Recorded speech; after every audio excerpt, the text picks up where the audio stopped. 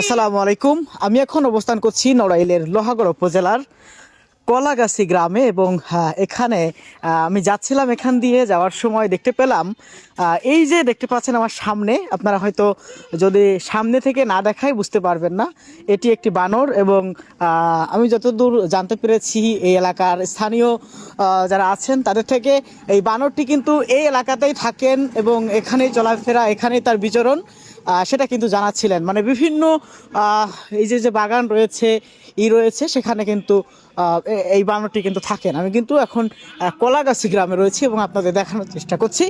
সে কিন্তু একেবারে স্বাভাবিকভাবে নড়াইলের যে সড়ক রয়েছে এই যে কলাগাছির, সেখান দিয়ে কিন্তু তিনি ছুটে বেড়ান। এই যে দেখতে পাচ্ছি একেবারে দোকান, তারপরে সব কিছুর মধ্যে দিয়ে কিন্তু তিনি একেবারে স্বাভাবিকভাবে কিন্তু চলাফেরা করে। আমরা যদি দেখানোর চেষ্টা করি।